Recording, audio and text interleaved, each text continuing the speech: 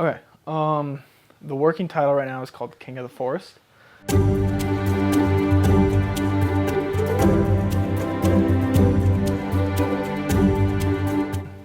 It's a very secluded story, but it's about a little girl who lives with her grandfather at the edge of the forest, and the story follows this span of time where the little girl meets this forest entity, if you will, who kind of takes her to these locations that her grandfather painted in his past, and then she too in turn paints. I think the kind of the backbone of the story is the emotional connection between the little girl and her grandfather.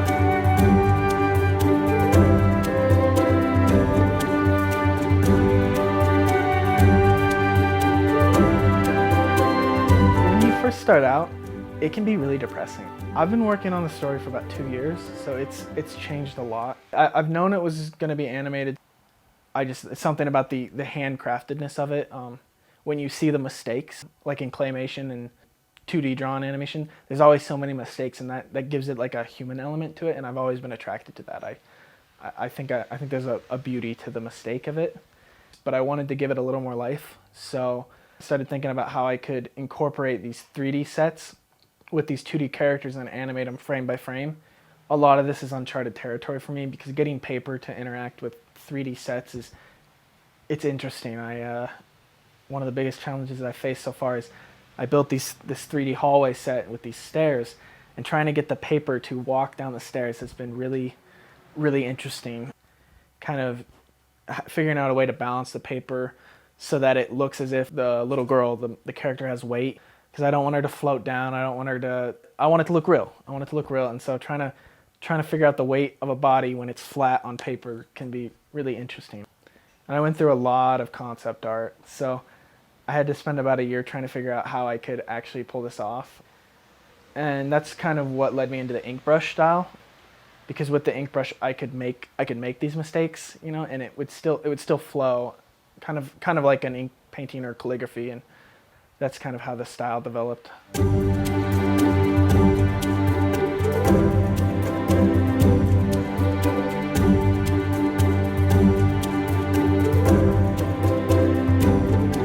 With animation as opposed to live action, there's no like rules of nature that define the world you create. When you're animating, gravity doesn't matter. There's nothing. You get to craft it all by hand. You get to be the creator of that world, and I really enjoy that.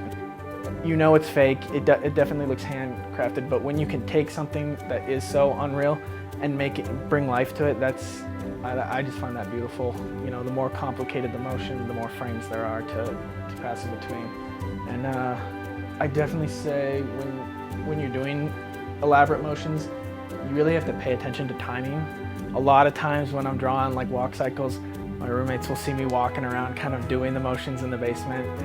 It looks really funky, but I want to make sure that I pay attention to where the knee is when you're marching, how high it rises, where the other knee is relative. So honestly, through the whole production, there'll be hundreds, probably thousands of individually hand-drawn frames. So.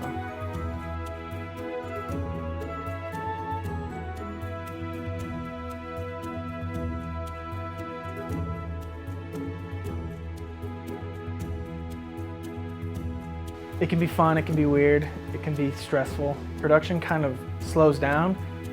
It's production though that takes the longest, because even after you've drawn all these frames and cut them out, you have to shoot them, and shooting them is what takes the most time. You're sitting in the dark garage for 3-4 hours on one shot, because you pay attention to how the camera moves, you pay attention to how the characters move, and you are doing it one frame at a time. You switch out the character card, you shoot the next frame, you switch out the character card, maybe the camera moves, and when the camera moves, you have to pay attention to how fast you want the camera to move from left to right, back to forward. One little mistake and your shot's ruined. If you bump the camera, start over, there's no way to really fix it. I don't know if a masochist is the right word, but I think shooting's probably my favorite part. I love just spending 3 hours on a single shot, and it feels ridiculous. It kind of feels crazy. It kind of drives me crazy sometimes, but just that long methodical process of taking so much time for such a little segment of time in your film. But I don't know, it really puts it into perspective once the whole film's done, like how much work I personally poured into it, and it feels good to finally see it all come together and all come to life. My post-production, there's a lot to pay attention to.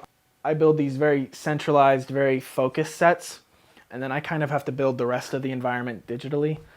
And you know, I could throw in a couple trees in the background, but that doesn't make it feel as real to me. So a lot of the times I have to really layer my backgrounds. There'll be dozens of effects. Sometimes I have to do effects in the foreground. Lighting, I do a lot of my lighting post, just because with the paper it can be really reflective, so you have to pay attention to that.